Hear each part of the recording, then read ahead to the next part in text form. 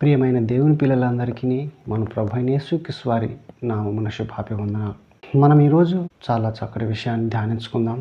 లోక రక్షకుడైనటువంటి యేసు ప్రభువుని గురించినటువంటి విషయాన్ని, జన్మించినటువంటి విషయాన్ని, సర్వ సృష్టికర్త, లోక రక్షకుడు, కలిగి ఉన్నది ఏది ఆయన లేకుండా కలగలేదు. అటువంటి వాడు ప్రభువైన యేసుక్రీస్తుని గురించినటువంటి విషయాన్ని, ఆయన యొక్క పుట్టుకను గురించినటువంటి విషయాన్ని మనం ఈరోజు ధ్యానించుకుందాం.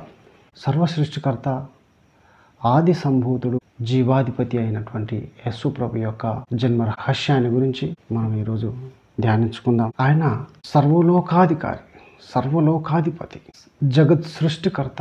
అటువంటి యేసు ప్రభు మహోన్నతమైనటువంటి పరలోక సింహాసనం మీద ఆసీనుడై ఉన్న అటువంటి యేసు ప్రభు భూమి మీద ఆయన ఏ విధంగా జన్మిస్తున్నాడు, ఆయన ఎవరి కోసం జన్మించాడు అనే విషయాన్ని మనం ధ్యానించుకుందాం. దేవుడు అయినటువంటి ఆ ప్రభువు ఈ భూమి మీద ఆయన ఏ విధంగా జన్మించాడు, ఎక్కడ జన్మించాడు, ఎందుకొరకై జన్మించాడు అనే విషయాన్ని గురించి మనం ధ్యానించుకుందాం. మనం ఆ వాక్యాన్ని ధ్యానించుకునే ముందు ప్రార్థన చేసి ప్రారంభించుకుందాం. ప్రభువైన దేవా, మీకు వందనాలు, స్తుతులు, స్తోత్రాలు చెల్లించుకొంచున్నాం తండ్రి.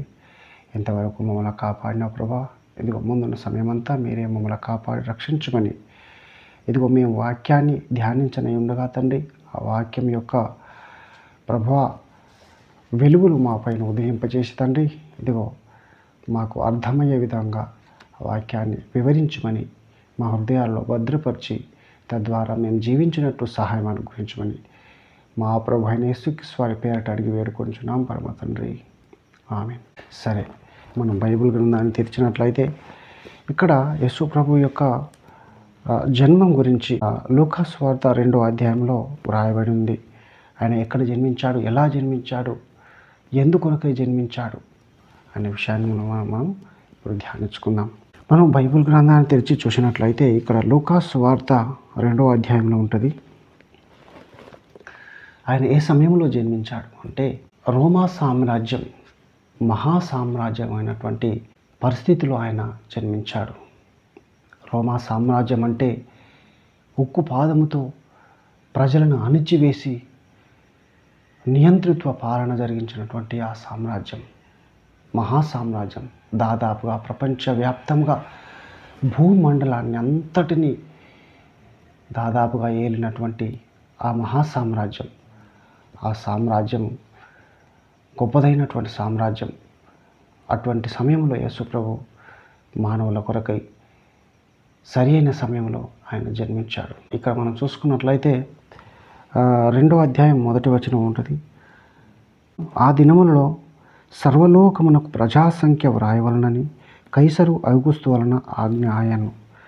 ఆ దినములలో అనగా రోమా సామ్రాజ్యపు దినములలో సర్వలోకమునకు అనగా ఆ సామ్రాజ్య పరిధిలో ఉన్నటువంటి ఆ రాజ్యములకు అని ఇక్కడ మనం అర్థం చేసుకోవచ్చు. సర్వలోకమునకు అనగా ఆ రాజ్యం యొక్క పరిధిలో ఉన్నటువంటి దేశములకు ప్రజాసంఖ్య వ్రాయవాలనని కైసరు ఔగుస్తు వలన ఆజ్ఞాయను. ఇక్కడ సీజర్ చక్రవర్తి, సీజర్ అగస్టస్ అనే చక్రవర్తి మహాసామ్రాట్, ఆయన పరిపాలనలో ఆయన ఆజ్ఞ జారీ చేస్తున్నాడు. ఏమనంటే సర్వలోకమునకు ప్రజాసంఖ్య వ్రాయాలి అని ఆజ్ఞ జారీ చేస్తున్నాడు. ఈ ఆజ్ఞ ఎందుకు జారీ చేస్తున్నాడంటే పరిపాలన సౌలభ్యం కొరకు. ఎందరు ప్రజలున్నారు, ఎన్ని దేశాలు నా రాజ్యంలో ఉన్నాయి, ఎన్ని రాష్ట్రాలలో నా యొక్క రాజ్యం వ్యాప్తి జరిగి ఉన్నది అని ఆయన తెలుసుకోవడం కొరకు, ఇంకా పన్నులు వసూలు చేయడానికి సులభరీత్యా ఉంటుందని చెప్పి ఆయన యొక్క ప్రజాసంఖ్య వ్రాయించడానికి ఒక రాజాజ్ఞ జారీ చేశాడు. ఇది కురేనియా సిరియా దేశమునకు అధిపతి అయి ఉన్నప్పుడు జరిగిన మొదటి ప్రజాసంఖ్య. ఆ ప్రజాసంఖ్య ఎప్పుడు వ్రాయబడిందంటే ఇది కురేనియన్ అని ఒక అధిపతి సిరియా దేశమునకు ఆయన అధికారిగా ఉన్నాడు. సిరియా దేశమునకు ఆయన గవర్నర్గా ఉన్నప్పుడు జరిగినటువంటి మొదటి ప్రజాసంఖ్య. ఆ సంఖ్య వ్రాయడానికి సీజర్ అగస్టస్ అని చక్రవర్తి ఆజ్ఞ జారీ చేశాడు. మనం 3వ వచనంలో చూసుకున్నట్లయితే అందరూ ఆ సంఖ్యలో వ్రాయబడుటకు తమ తమ పట్టణమునకు వెళ్ళిరి. ఆ రాజ్యంలో ఉన్నటువంటి ప్రతి ఒక్కరు ఆ సంఖ్యలో పేరు నమోదు చేయించుకోవడానికి, ఆ సంఖ్యలో వ్రాయించుకోవడానికి వారు తమ తమ పట్టణములకు వెళ్ళడం జరుగుతుంది. ఎందుకంటే రాజ్యాజ్ఞ కదా, అందులో వ్రాయించుకోనకపోతే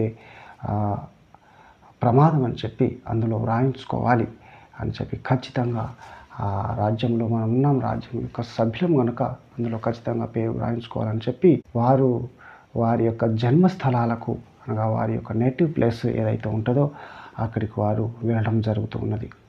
ఇక్కడ 4వ వచనంలో చూసుకున్నట్లయితే యోసేపు దావీదు వంశంలోను గోత్రంలోను పుట్టినవాడు. ఇక్కడ యోసేపు అయితే దావీదు వంశంలో ఆయన గోత్రంలో పుట్టి ఉన్నాడు కనుక ఆయన కూడా వెళ్ళటానికి సంసిద్ధుడయ్యాడు. ఎక్కడికంటే ఆయన సొంత ఊరైనటువంటి ఆ బేత్లెహేముకు, ఆయన బేత్లెహేముకు వెళ్ళవలసి ఉంటుంది కాబట్టి ఆయన వెళ్ళడానికి కూడా సిద్ధమయ్యాడు. కనుక ఇక్కడ యోసేపు దావీదు వంశంలోను గోత్రంలోను పుట్టినవాడు కనుక తనకు భార్యగా ప్రదానం చేయబడి గర్భవతి అయి ఉండిన మరియతో కూడా ఆ సంఖ్యలో వ్రాయబడుటకు గలిలయలోని నజరేతు నుండి యూదయలోని బెత్లెహేము అనబడిన దావీదు ఊరికి వెళ్ళెను. ఇక్కడ యోసేపు కూడా తనకు భార్యగా ప్రదానం చేయబడినటువంటి ఆ మరియతో కూడా, గర్భవతి అయి ఉండినటువంటి మరియతో కూడా ఆయన గలిలయలోని నజరేతు నుండి యూదయలోని బెత్లెహేము అనే గ్రామమునకు ఆయన బయలుదేరి వెళ్ళాడు. యోసేపుని గురించి మనం చూసుకున్నట్లయితే ఆయన దావీదు వంశంలో పుట్టినటువంటి వాడు, దావీదు యొక్క గోత్రంలో పుట్టినటువంటి వాడు. ఆయన వృక్షపు దావీదు నుంచి వచ్చింది, దావీదు వంశపు వాడు. ఆ బెత్లెహేము అనేది ఇక్కడ మనం బెత్లెహేము నుంచి చూసుకున్నట్లయితే బెత్లెహేము అనేది రొట్టెల ఇల్లు. బెత్లెహేముకు గ్రీకు భాషలో బెత్లెహేము అనగా రొట్టెల ఇల్లు అని అర్థం. దావీదు ఊరికి వెళ్ళను కానీ ఇక్కడ 4వ వచనంలో చూసుకున్నట్లయితే తనకు భార్యగా ప్రదానం చేయబడి గర్భవతి అయి ఉండిన మరియతో కూడా ఆ సంఖ్యలో వ్రాయబడటకు గలిలయలోని నజరేతు నుండి యూదయలోని బెత్లెహేము అనబడిన దావీదు ఊరికి వెళ్ళాను.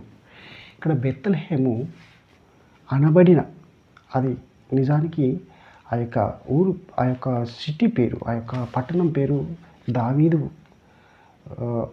పట్టణమే, కానీ అది బెత్లెహేము అనబడిందట. బెత్లెహేము ఎందుకు అనబడిందంటే బెత్లెహేము అనే మాటకు అర్థం రొట్టెల ఇల్లు అనే అర్థం వస్తుంది. కనుక యేసు ప్రభు అక్కడే జన్మించాలని ఉన్నది.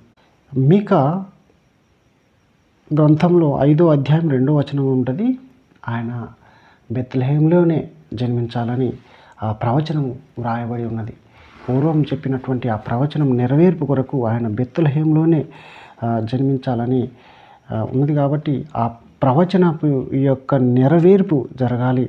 ఆ బెత్లెహేములో జన్మించడానికి ఇక్కడ మరియా ఇంకా తన భర్త అయినటువంటి యోసేపు కూడా ఆ గలిలయలోని నజరేతు నుండి యూదయలోని బెత్లెహేము అనే పట్టణానికి వాళ్ళు బయలుదేరి వెళ్ళారు.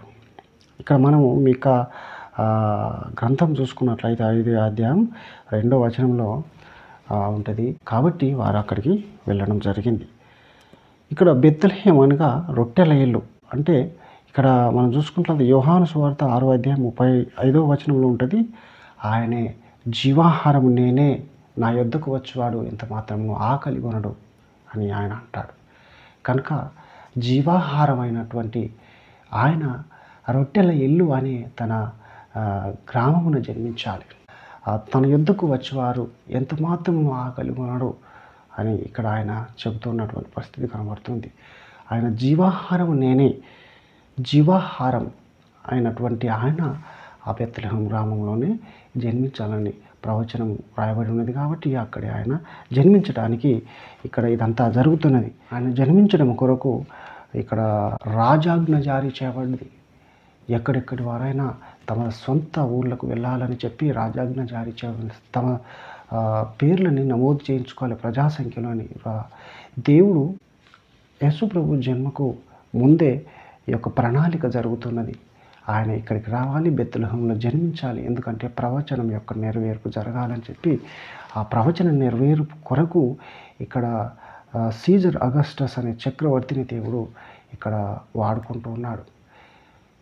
మన జీవితంలో ఆయన కార్యములు జరిగించాలంటే ఎవరైనా ఆయన వాడుకుంటాడు.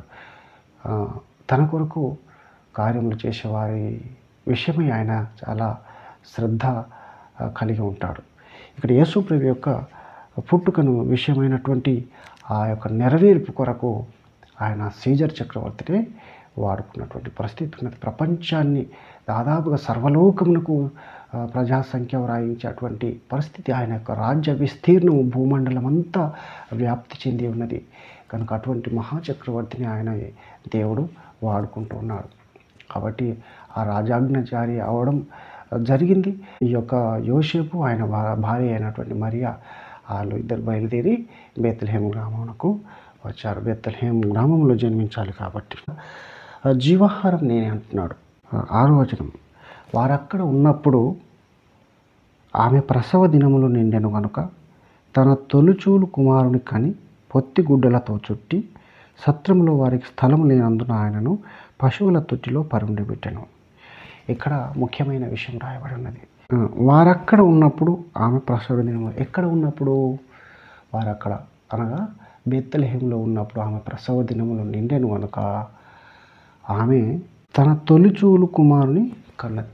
బెత్లెహేము పట్టణంలో ఉన్నప్పుడు ఆమె యొక్క ప్రసవ దినములు నిండెను కనుక ఆమె తొలిచూలు కుమారుని కన్నది. కన్న తర్వాత ఏం జరుగుతున్నదంటే కని పొత్తిగుడ్డలతో చుట్టింది.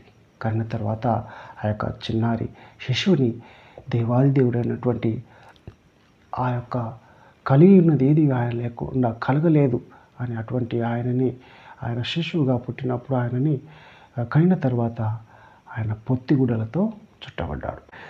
చుట్టి వారు సత్రానికి వెళ్ళారు. ఆయన సత్రానికి తీసుకువెళ్తే వారు తలదాల్చుకోవడానికి ఆ సత్రానికి వెళ్ళారు. అక్కడ సత్రంలో వారికి స్థలము లేనందున స్థలం దొరకలేదు. ఇక్కడ ఏం జరుగుతున్నదంటే ఈ యొక్క ప్రణాళిక చూడండి. ఆయన ప్రవచన నెరవేర్పు కొరకు ఆయనకు సత్రంలో స్థలము దొరకడం లేదు. దేవాది దేవుడు, లోక రక్షకుడు, సృష్టికర్త, పరలోక సింహాసనాసీనుడైనటువంటి ఆ దేవాది దేవునికి ఆ సత్రంలో స్థలము దొరకలేదు. ఆ సత్రంలో స్థలము లేనందున ఆయనని ఇక్కడ అతి ముఖ్యమైనటువంటి విషయం మనం చూసుకుంటున్నాం. సత్రంలో వారికి స్థలం లేనందున ఆయనను పశువుల తొట్టిలో పరుండబెట్టాడు. పశువుల తొట్టి ఆయనకు పాన్పుగా మారింది. ఎందుకు? ఆయన తగ్గింపు స్వభావానికి నిదర్శనం ఇక్కడ మనకు కనబడుతూ ఉన్నది. ఆయన ఎంతో ఉన్నతమైన వాడు, మహోన్నతుడు, సర్వసృష్టికర్త అయినటువంటి దేవాది దేవుడు, పరలోక సింహాసనాసీనుడుగా ఉండవలసిన వాడు ఇక్కడ పశువుల తొట్టిలో పండుకోవాల్సిన అవసరత ఏర్పడ్డది. ఎందుకంటే తనను తాను తగ్గించుకుంటున్నాడు. మానవులకు తగ్గింపు స్వభావాన్ని నేర్పాలి అనే విషయాన్ని ఆయన ఇక్కడ వ్యక్తపరుస్తూ పశువుల తొట్టిలో పండుకోవాల్సిన అవసరత ఏర్పడింది. ఆయన ఎటువంటి వాడంటే ఆయన ఎంతకైనా మానవుల కొరకు, మానవులను రక్షించడం కొరకు ఆయన ఎంత స్థాయికైనా దిగుతాడు. కింది స్థాయికి కూడా దిగుతాడు. ఆయన సాత్వికుడు. ఆయన అంటాడు, నేను సాత్వికుడను, దీన మనస్సు గలవాడను, నా యొద్దకు వచ్చి నేర్చుకోండి అని ఆయన అంటాడు. ఆయన సాత్వికుడు అనడానికి మనం ఇక్కడ చూసుకున్నట్లయితే ఇక్కడ మత్తయి సువార్త 11వ అధ్యాయం 29వ వచనంలో చూసుకున్నట్లయితే, నేను సాత్వికుడను, దీన మనస్సు గలవాడను గనుక మీ మీద నా కాడి ఎత్తుకొని నా యొద్ద నేర్చుకోండి అంటాడు. అప్పుడు మీ ప్రాణమునకు విశ్రాంతి దొరుకును. నేను సాత్వికుడను, దీన మనస్సు గలవాడు కనుక ఆయన తగ్గింపు స్వభావానికి నిదర్శనం ఇక్కడ ఆయన పశువుల తొట్టిలో పండుకోవాల్సిన అవసరత ఏర్పడింది. ఆయనకు ఆ సత్రం స్థలం ఇవ్వలేదు. ఈ లోకం ఆయనకు స్థలం ఇవ్వకుండా ఉన్నటువంటి పరిస్థితి ఇక్కడ మనం చూస్తున్నాం.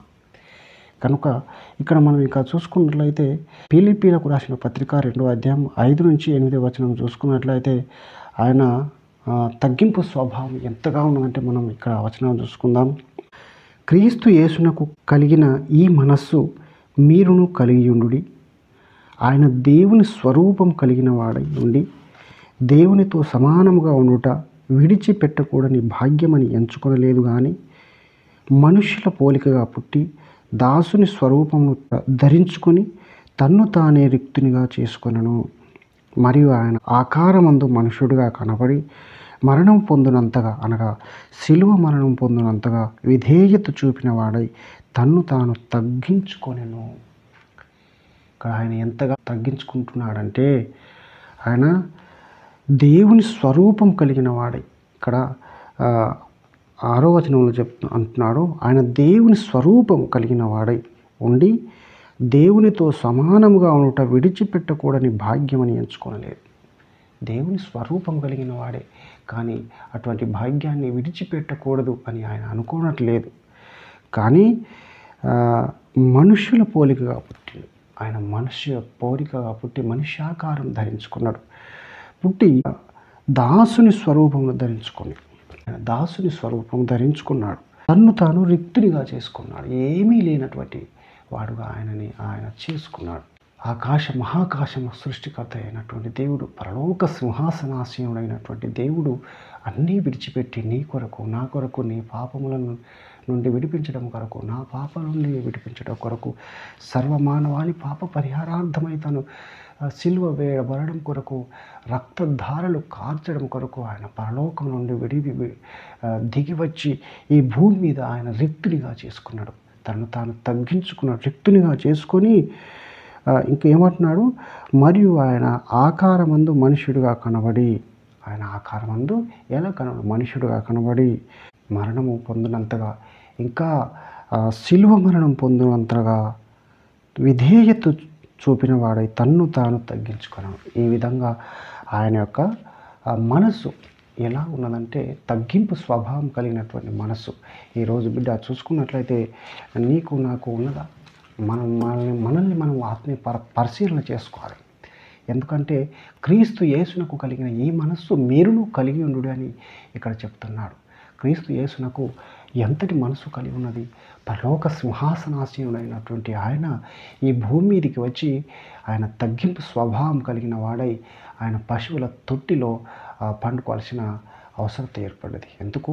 నీ కొరకు, నా కొరకు, సర్వమానవాళి కొరకు ఆయన అంతగా విధేయత చూపి తనను తాను తగ్గించుకున్నాడే. నువ్వు ఆలోచించుకోవా బిడ్డ? నిన్ను నీవైతే హెచ్చించుకుంటున్నావు. నేను పేరు ప్రఖ్యాతలు సంపాదించాలి, నేను గొప్పవాడిని అవ్వాలి అని నిన్ను నువ్వు ఎంతగా హెచ్చించుకుంటున్నావు అని ఒకసారి ఆలోచించు బిడ్డ. యేసు ప్రభు అయితే తనను తాను తగ్గించుకున్నాడు.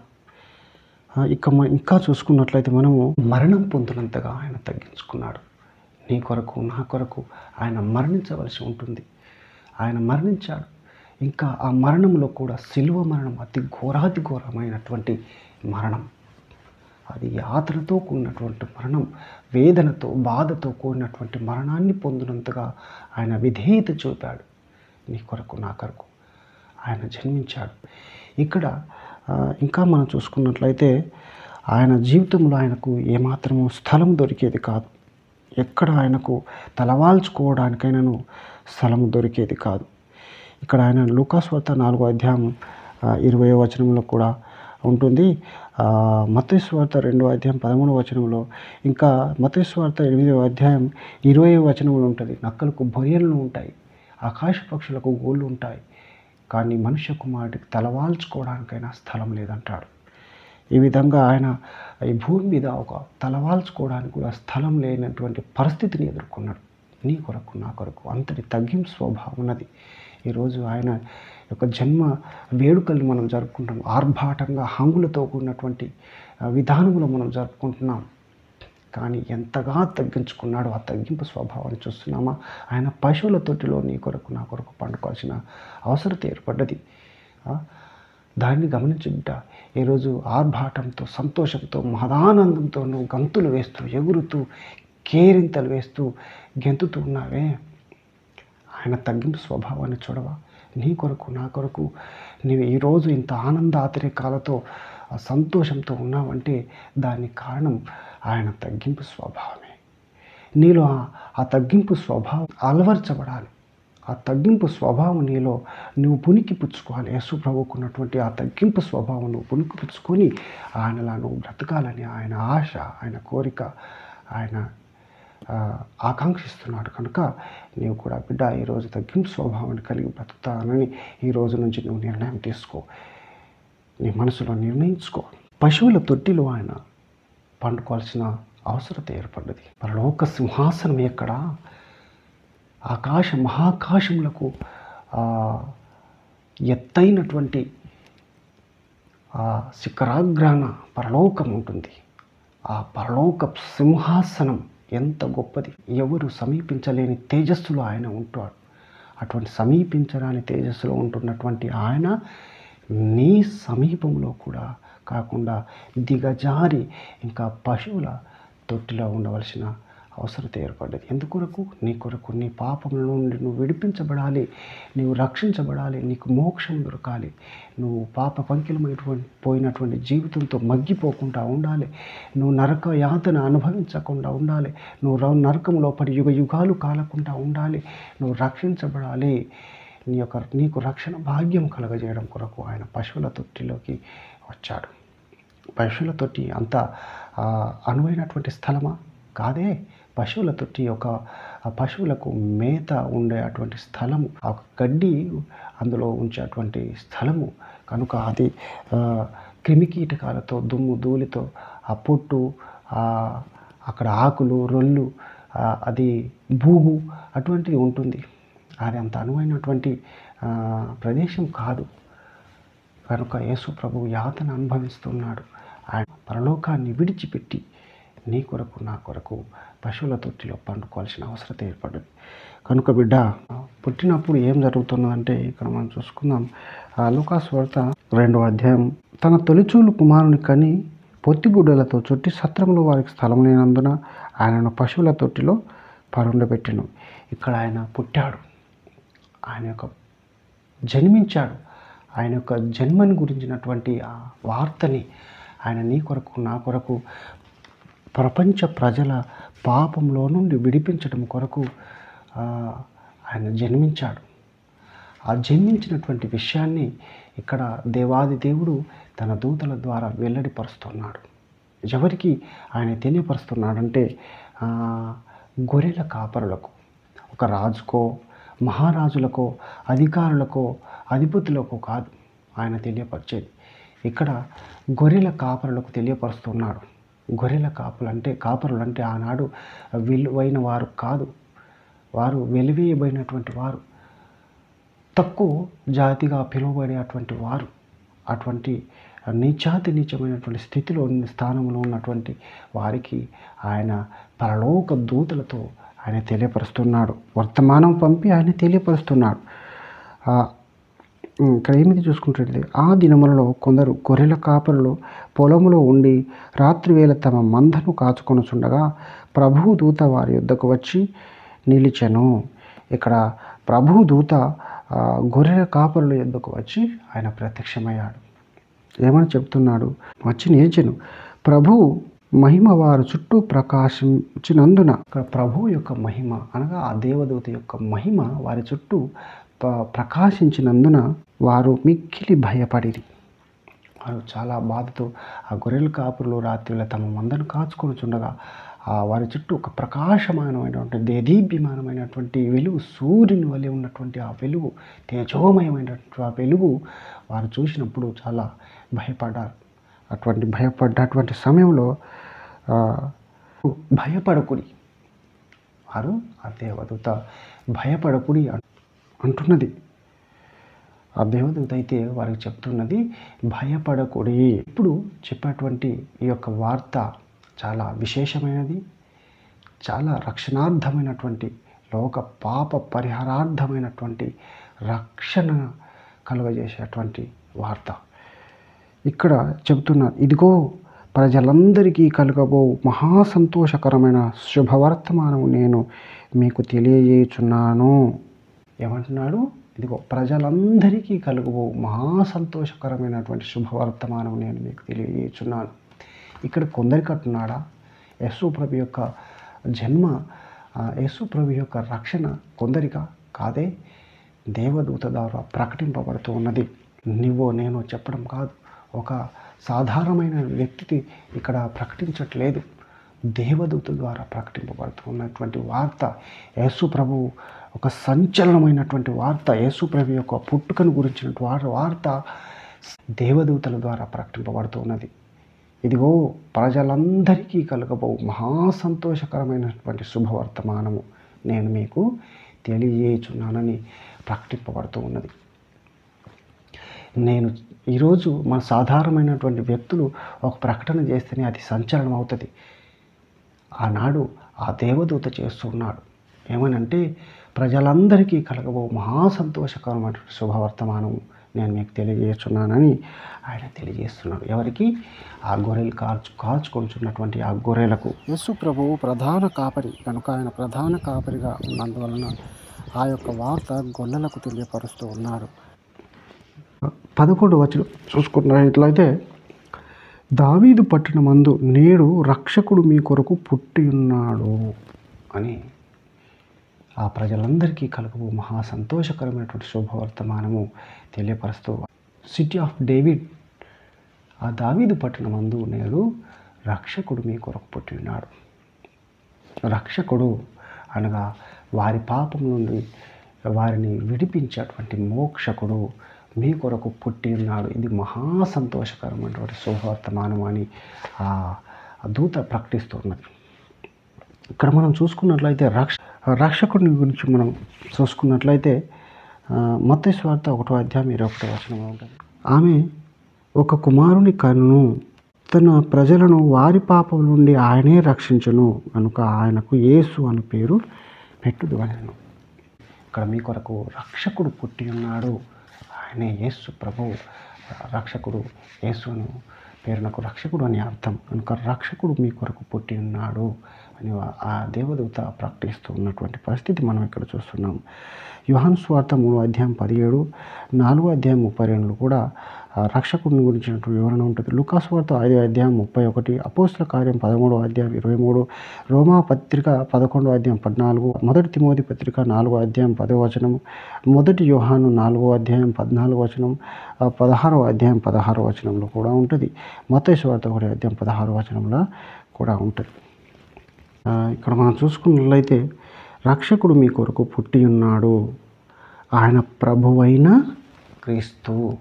ఆయన ప్రభువైన క్రీస్తు.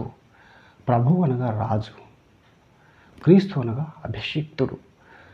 మీ కొరకు మీరు ఏదైతే ఎన్నో సంవత్సరాలుగా, ఎన్నో వందల సంవత్సరాలుగా ఏ రక్షకుని కొరకైతే ఎదురు చూస్తూ ఉన్నారో ఆ రక్షకుడు, ఆ ప్రభువు, అభిషిక్తుడైనటువంటి ఆ ప్రభువు, దేవుని చేత అభిషేకించబడినటువంటి రాజు మీ కొరకు పుట్టి ఉన్నాడు. ఏ రాజు కొరకైతే, ఏ మెస్సియా కొరకైతే, ఏ క్రీస్తు కొరకైతే మీరు ఎదురు చూస్తున్నాడో ఆ ప్రభువైన క్రీస్తు నేడు దావీదు పట్టణమందు మీ కొరకు పుట్టి ఉన్నాడు అని వారు బిగ్గరగా ఆ దూత ప్రకటించింది. దానికిదే మీ కానవాలు. ఇక్కడ వారు ఏమని చెప్తున్నారంటే, ఇక్కడ మాకు విశేషమైనటువంటి ఈ యొక్క ప్రసంగానికి మూలమైనటువంటి ఈ యొక్క వాక్యం ఇక్కడ మనము చదువుకుంటున్నాం. నేడు రక్షకుడు మీ కొరకు పుట్టి ఉన్నాడు, దానికిదే మీ కానవాలు. వారు ఆనవాలను చూపిస్తున్నారు. సర్వలోకాధిపతి, ఈ జగద్రక్షకుడు, సర్వ సృష్టికర్త, మహాకాశము నిర్మించినటువంటి దేవుడు ఆయన పుట్టిన సంగతి తెలియపరుస్తున్నారు. ఆ పుట్టిన సంగతిని, ఆయన జన్మించినటువంటి ఆ పరిస్థితిని, ఆయన ఎక్కడ ఉన్నాడు, ఎలా ఉన్నాడు అనే విషయాన్ని ఏ విధంగా తెలియపరచాలని చెప్పి ఆయన ఒక ఆనవాలుని ఎంచుకున్నాడు. ఆయన ఆనవాలు తగ్గింపు స్వభావానికి నిదర్శనంగా ఉన్నటువంటి ఆ యొక్క పశువుల తొట్టి. ఈరోజు నువ్వైతే పెద్ద స్థాయిలో ఉంటున్నావా, అయితే కింది స్థాయికి దిగజారటానికి నీకు ఏమాత్రము మనసొప్పది. ఎవరినైనా రక్షించటానికి ఎంతకైనా దిగజారి రక్షించడానికి నువ్వు ఒప్పుకో. కానీ యేసు ప్రభు అయితే ఎంతటి మహా గొప్పదైనటువంటి స్థితిలో ఉండి కూడా ఆయన ఒక పశువుల తొట్టిని ఎంచుకున్నాడు, ఆనవాలుగా ఎంచుకున్నాడు. ఆ దేవదూత ఏమని చెప్తుందంటే, దానికిదే మీకు ఆనవాలు. యేసు ప్రభుని ఆ, చూపించేటువంటి ఆనవాలు, యేసు ప్రభుని ప్రత్యక్షపరిచేటువంటి ఆనవాలు వారు చెప్తున్నారు. ఇదిగో దానికి ఇదే మీకు ఆనవాలు. ఒక శిశువు పొత్తిగుడ్డలతో చుట్టబడి ఒక తొట్టిలో పడుకొని ఉండుట మీరు చూచుదరని వారితో చెప్పెను. వధువుతో చెప్పింది. అయితే ఆయన ఆనవాలుగా ఉన్నటువంటిది ఒక పశువుల తొట్టి. పశువుల తొట్టి ఆయన యొక్క ఆనవాలుగా మారింది. ఈరోజు నీవు ఆయన ఆనవాలుగా ఉంటావా? ఆయన ఆనవాలుగా అంటే ఆయనని ప్రత్యక్షపరిచేది, ఆయనని చూపించేది ఆనవాలు. నువ్వు ఆయనను చూపించగలవా? నేను చూస్తే ఆయన నీలో కనబడాలి. ఇక్కడ పశువుల తొట్టిని చూడడం ద్వారా ఆయన కనబడుతూ ఉన్నాడు. వారికి ఆనవాలుగా చెప్పాడు. వెంటనే పరలోక సైన్య సమూహము ఆ దూతతో కూడా నుండి సర్వోన్నతమైన స్థలములలో దేవునికి మహిమయు ఆయనకిష్టులైన మనుషులకు భూమి మీద సమాధానమును కలుగునుగాక అని దేవుని స్తోత్రం చేయుచుండెను. అయితే మనం ఇంకా ముందుకు చూసుకున్నట్లయితే ఆ దూతలు తమ యుద్ధ నుండి పరలోకమునకు వెళ్ళిన తర్వాత ఆ గొర్రెల కాపరులు జరిగిన ఈ కార్యమును ప్రభు మనకు తెలియజేయించి ఉన్నాడు. మనం బెత్లెహేము వరకు వెళ్ళి సూతము రండి ఒకరితో ఒకరు చెప్పుకొని త్వరగా వెళ్ళి ఆయనను యోసేపును తొట్టిలో పండుకొని ఉన్న శిశువును చూసిరి. వారు చూసి ఆ శిశువును గూర్చి తమతో చెప్పబడిన మాటలు ప్రచురము చేసిరి. గొర్రెల కాపులు తమతో చెప్పిన సంగతులను గూర్చి విన్న వారందరూ మిక్కిలి ఆశ్చర్యపడిరి. అయితే మరియా ఆ మాటలన్నీ తన హృదయంలో తలపోసుకొనుచు భద్రం చేసుకొనెను. అంతటా గొర్రెల కాపరులు తమతో చెప్పబడినట్లుగా వారు విన్న వాటిని కన్న వాటిని అన్నిటిని గూర్చి దేవుని మహిమపరచు స్తోత్రం చేయొచ్చు తిరిగి వెళ్ళిరి.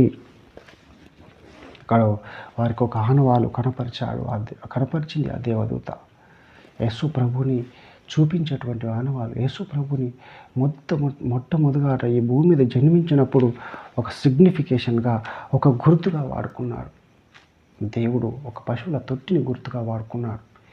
ఈరోజు నువ్వు గొప్పవాడుగా ఉన్నావా? అయితే నువ్వు తగ్గించి ఆయనను చూపించగలవా? నిన్ను చూస్తే యేసు ప్రభుని చూసినట్టుగా అనిపించాలి. నిన్ను చూస్తే యేసు ప్రభు ఉట్టిపడేలా నువ్వు జీవించాలి. ఆ ఆనవాలుగా ఉన్నటువంటి ఆ పశువుల తొట్టి ఆయన చూపించింది. పశువుల తొట్టి అనగా అక్కడ ఆహారం, పశువులు మేత మేయడానికి కావలసినటువంటి ఆహారం ఉంటుంది. పశువులకు సరిపడా ఆహారం దొరుకుతుంది. కనుక నిన్ను చూస్తే నీలో యేసు ప్రభు కనబడాలి.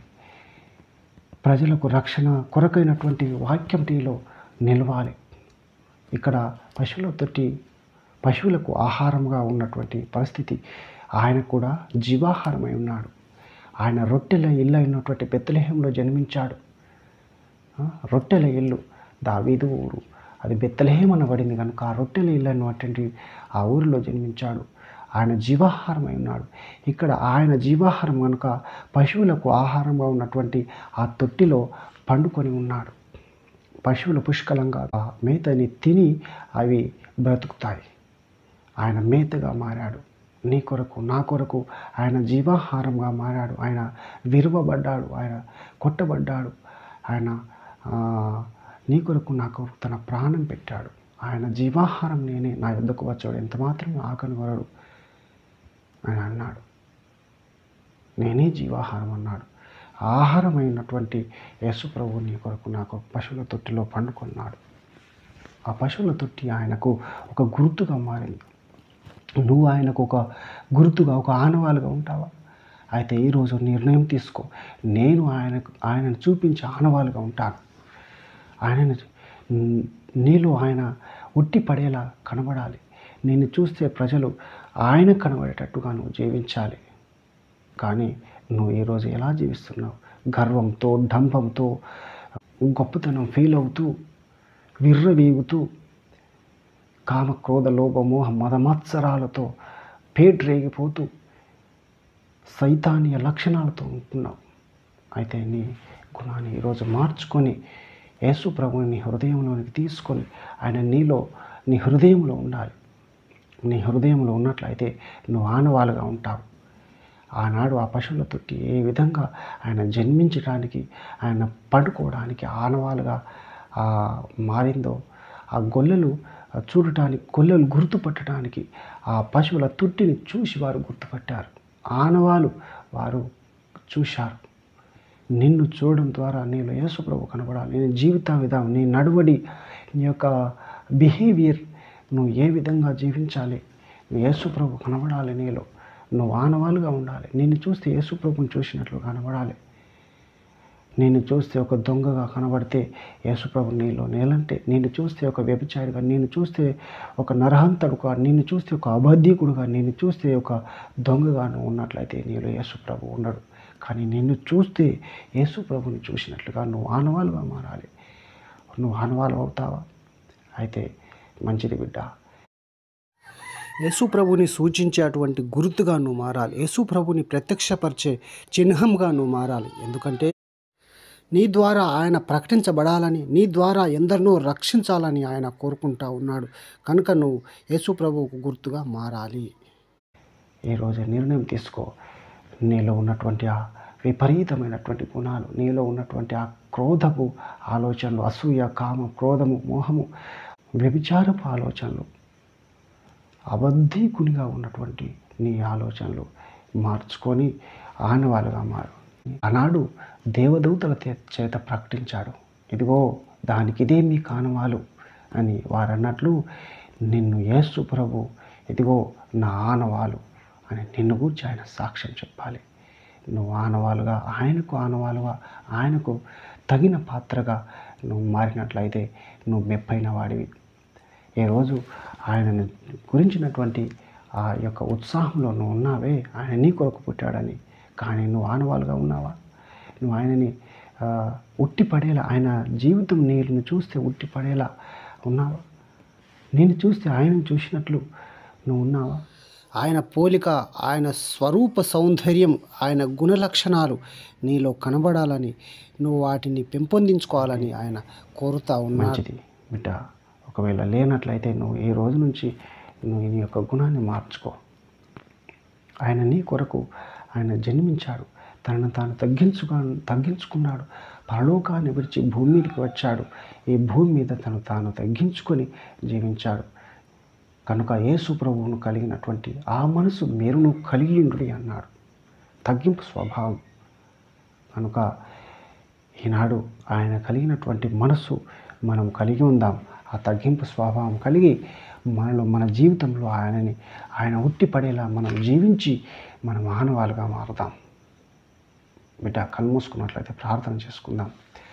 ప్రభువైన దేవా, ఇంతవరకు మమ్మల్ని కాపాడి కరుణించి రక్షణ తండ్రి, ఈ యొక్క వాక్యం ద్వారా నీ యొక్క తండ్రి మీరు మా కొరకు జన్మించిన విధానం చాలా గొప్పదిగా ఉన్నది నాయన. ఇదిగో నాయన, మీ రోజు పరలోకం నుండి ఆనాడు పరలోకం విడిచి భూమి మీదకి వచ్చి భూమి మీద మీ యొక్క ప్రత్యక్షత, మీ యొక్క దర్శనం ఇదిగో తండ్రి ఆ పశువుల తొట్టిలో జరిగింది. ఆ పశువుల తొట్టికి మీకు ఆనవాలుగా మారింది తండ్రి. ఇదిగో మేము కూడా ఈరోజు మిమ్మల్ని చూపించే ఆనవాలుగా మారటానికి ఇష్టపడుతున్నాం. మిమ్మల్ని కనపరిచే, మిమ్మల్ని బయలుపరిచే, మమ్మల్ని చూస్తే మీరు ఉట్టిపడేలా కనిపించే విధంగా మేము ఆనవాలుగా మారుతాం. ఇదిగో తండ్రి, మిమ్మల్ని వేడుకొంచున్నాం తండ్రి. మా హృదయాన్ని మార్చి మాలో ఉన్నటువంటి ఆ దుర్గుణాలను తీసివేసి సద్గుణాలను నింపి మీకు ఆనవాలుగా మమ్మల్ని మార్చమని, మీకు ఉపయోగపడే ఆనవాలుగా మమ్మల్ని మార్చమని మా ప్రభు అయిన, మా రక్షకుడైన, మా మోక్షకుడైన యేసుక్రీస్తు వారి పేరట అడిగి వేడుకొనుచున్నాం పరమ తండ్రి. ఆమేన్. దేవుడు మిమ్మల్ని దీవించునుగాక. ఆమేన్.